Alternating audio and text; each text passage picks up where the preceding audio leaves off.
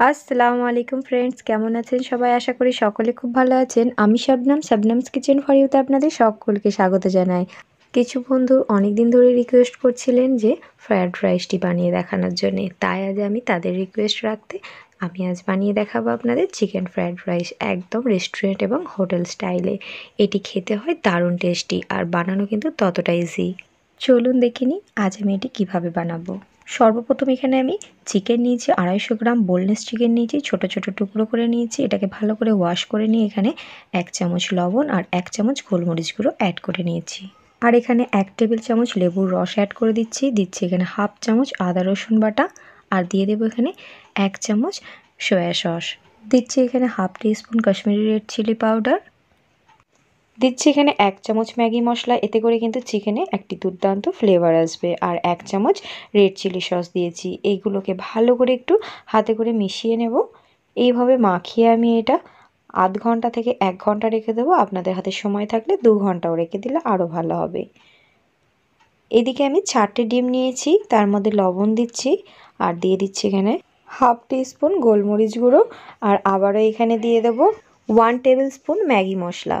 এতে করে কিন্তু এর ফ্লেভারটাও ডিমের মধ্যে খুব সুন্দরভাবে অ্যাডজাস্ট হয়ে যাবে আর খেতে কিন্তু খুবই ভালো লাগবে।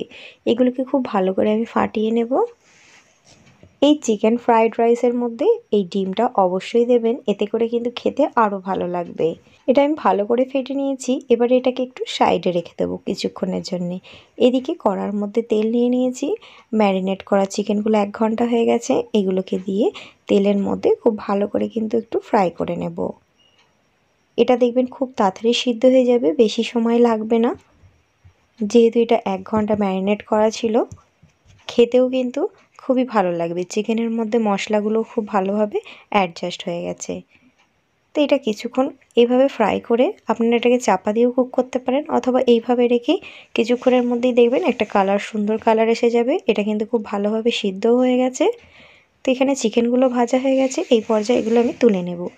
এবারে ওই তেলের মধ্যে আমি যে ডিমটা ফাটিয়ে রেখেছিলাম সেটা দিয়ে নেব। যেভাবে ডিমের ভুজিয়া করা হয় ঠিক সেইভাবে করে একটা হাতার সাহায্যে ভালো করে এটাকে নাড়াচাড়া করে নিয়ে ডিমটাকে ভেজে নেব। এভাবে নাড়াচাড়া করতে করতে কিন্তু এটা একটু ঝরঝরে মতো হয়ে যাবে। ডিমটাকে বেশি ডিপ ফ্রাই করার দরকার নেই, কিছুক্ষণের মধ্যেই দেখুন কালার এসে গেছে। এবারে ডিমগুলোকে নামিয়ে নেব। অপরদিকে আমি একটা হাঁড়ির মধ্যে জল চাপিয়ে নিয়েছি। এই জলের মধ্যে কিছুটা পরিমাণ সাদা তেল অ্যাড করে দিচ্ছি আর দিয়ে দেব কিছুটা পরিমাণ লবণ। আমি এখানে 3 টেবিল স্পুন লবণ নিয়েছি আর দিচ্ছি 2-3টে তেজপাতা। এখানে দেখুন আমি বাসমতি রাইস নিয়েছি, এটাকে আমি 1 ঘন্টা ভিজিয়ে রেখেছি। চালটা খুব ভালো করে ওয়াশ করে নিয়েছিলাম। তো এটা ভালোভাবে ভিজে গেছে। ওদিকে জলটা যখন ফুটবে তখন চালটা এর মধ্যে দিয়ে নেব। এখানে আমি জলের মধ্যে দিয়ে নিয়েছিলাম। তো এখানে 6 থেকে 7 মিনিট পর দেখাচ্ছি, দেখুন ভাতটা কিন্তু এখানে সিদ্ধ হয়ে গেছে। খুব বেশি কিন্তু এখানে সিদ্ধ করব না, 80% কিন্তু ভাতটা কিন্তু কুক হয়ে গেছে। ভাতটা যদি এখানে বেশি কুক করে ফেলেন তাহলে কিন্তু ফ্রায়েড রাইসটি কিন্তু ঝরঝরে হবে না। এবারে এগুলোকে আমি একটা ছাঁকনিতে ছেঁকে নিয়েছি। দেখুন কতটা ঝরঝরে হয়েছে আপনারা দেখে বুঝতে পারছেন। আমি একটু চারিদিকটা একটু মেলিয়ে দিয়েছি, এতে করে কিন্তু একটাও ভাত কিন্তু ভেঙে যাবে না আর খেতেও কিন্তু একদম পারফেক্ট হবে। এবার এদিকে একটা প্যান বসিয়ে নিয়েছি। প্যানের মধ্যে দিয়ে দিচ্ছি কিছুটা পরিমাণ সাদা তেল। সাদা তেলটা দেওয়ার পর এখানে আমি 1 টেবিল চামচ ঘি অ্যাড করে দেব। তেলটা আর ঘিটা যখন গরম হয়ে যাবে এখানে কুচিয়ে রাখা গাজর বিনস অ্যাড করে দিচ্ছি। একদম ছোট ছোট করে টুকরো করে নিয়েছি। এটাকে কিছুক্ষণ ভালো করে ফ্রাই করে নেব। একদম ছোট ছোট টুকরো আছে, তো এটা সিদ্ধ হতে কিন্তু বেশি সময় লাগবে না। এখানে কিছুটা পরিমাণ লবণ অ্যাড করে দিচ্ছি। লবণের পরিমাণটা আপনাদের স্বাদ অনুযায়ী দেবেন। আর এখানে একটা বড় সাইজের ক্যাপসিকামকে ছোট ছোট করে টুকরো করে নিয়েছি, এটাও এর মধ্যে দিয়ে ভালো করে ফ্রাই করে নিচ্ছি। এবার এখানে অ্যাড করে দেবো কড়াইশুঁটি। আমি একটা ছোটো বাটির 1 বাটি মতো দিয়েছি। এখানে 1 টেবিল চামচ গোলমরিচ গুঁড়ো আর দিয়ে দিচ্ছি এখানে ম্যাগি মশলা, 1 প্যাকেট ম্যাগি মশলা আর 1 টেবিল চামচ গোলমরিচ গুঁড়োকে দিয়ে ভালো করে ফ্রাই করে নিয়েছি। দিচ্ছি এখানে কাজু আর কিশমিশ গোটা গোটায় দিয়ে দিলাম। এটাকে দিয়ে একটু কিছুক্ষণ এটা ফ্রাই করে নেব। এখানে কিন্তু সবজিটা খুব বেশি ফ্রাই করব না। এবারে এগুলোকে ছেঁকে তুলে নেব। ওই কড়ার মধ্যেই আমি দিচ্ছি এখানে এলাচ আর একটা দারচিনি। এটা থেকে যখন একটা সুন্দর ফ্লেভার আসবে তখন এখানে আদা কুচি আর রসুন কুচি দিয়ে নেব। এটাকে দিয়ে একটু ভালো করে ফ্রাই করে নেব। আমরা কিন্তু ভাতের মধ্যে কোনো রকম কিছু গরম মশলা কিন্তু অ্যাড করিনি, শুধু তেজপাতা আর লবণ দিয়ে কিন্তু ভাতটা ওদিকে ফুটিয়ে নিয়েছি। তো এখানে আমি 3টে এলাচ দিয়েছি আর একটা বড় সাইজের দারচিনি দিয়েছি। এখানে একটু কালার চেঞ্জ হয়েছে। এখানে আমি পেঁয়াজ পাতার যে পেঁয়াজটা থাকে সেই পেঁয়াজটা ছোট ছোট করে গোল গোল স্লাইস করে নিয়েছি। এটাকে দিয়ে একটু ভালো করে ফ্রাই করে নেব। আর একটু সামান্য লবণ অ্যাড করে দিচ্ছি আর এখানে 1 টেবিল চামচ চিনি অ্যাড করছি। এতে করে কালারটাও খুব ভালো আসবে এবং খেতেও ভালো লাগবে। এখানে অ্যাড করব 1 চামচ গোলমরিচ গুঁড়ো। গোলমরিচ গুঁড়োটাকে দিয়ে একটু নাড়াচাড়া করে নেওয়ার পর ভেজে রাখা চিকেনগুলো এখানে অ্যাড করে দিচ্ছি। ফ্রায়েড রাইস কিন্তু অনেকে অনেক রকম করেন, কিন্তু এইভাবে একবার বাড়িতে ট্রাই করবেন, আশা করছি খেতে কিন্তু অসাধারণ লাগবে। এটাকে একটু ভালো করে ফ্রাই করে নেব। এবারে আমি এখানে একটা গাজরকে এইভাবে একটু লম্বা লম্বা করে টুকরো করে নিয়েছি, এটাকে এর মধ্যে দেব। আপনারা এখানে ক্যাপসিকামটাও অ্যাড করতে পারেন। এটাকে দেখতে সুন্দর করার জন্য আমি এইভাবে দিয়েছি। ওদিকে আমি কিন্তু গাজরটাকে ছোট ছোট টুকরো রেখেছিলাম, এখানে কিন্তু লম্বা লম্বা দিয়েছি।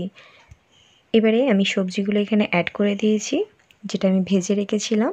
তো এটাকে একটু নাড়াচাড়া করার পর এখানে 1 টেবিল চামচ সয়া সস আর 1 টেবিল চামচ রেড চিলি সস অ্যাড করে দিচ্ছি। এটাকে দিয়ে একটু ভালো করে মিশিয়ে নেব। এবারে আমি এখানে সিদ্ধ করে রাখা ভাতটা এর মধ্যে অল্প অল্প করে দিয়ে দিচ্ছি। আমার এখানে টোটাল 500 গ্রাম চাল আছে। তো আমি 500 চালের এখানে ফ্রায়েড রাইস বানিয়ে আপনাদের দেখাচ্ছি।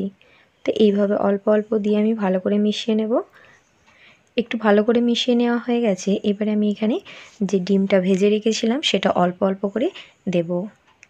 এবারে এটা মেশানো হয়ে গেছে। আবারও যেটুকু ভাত আছে আমি এভাবে ওপরে দিয়ে নিচ্ছি।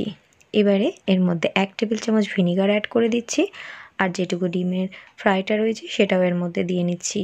এবারে খুব ভালোভাবে আলতো আলতো করে এগুলোকে ফ্রাই করে নেব। আপনাদের এখানে যদি ভাতের পরিমাণটা বেশি থাকে আপনারা এখানে ভাপ দিতেও পারেন।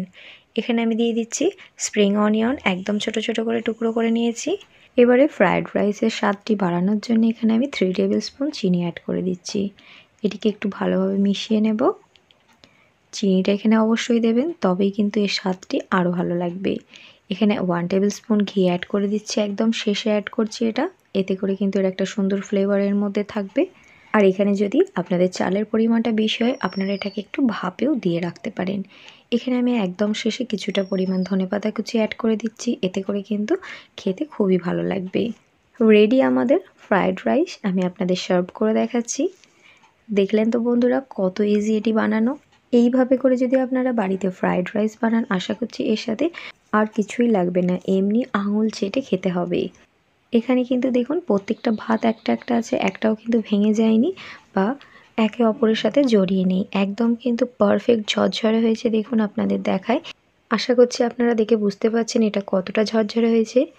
আশা করছি আজকের আমার এই ফ্রায়েড রাইসের রেসিপি আপনাদের ভালো লেগেছে। যদি ভালো লেগে থাকে অবশ্যই আমাকে ফিডব্যাক জানাবেন। আপনারা বাড়িতে এইভাবে ট্রাই করুন, আশা করছি বাড়ির সকলের কিন্তু খুবই পছন্দ হবে এটি খেতে। আজকের মতো আসি বন্ধুরা, নেক্সট ভিডিও নিয়ে আবার হাজির হয়ে যাব ইনশাআল্লাহ। আল্লাহ হাফেজ।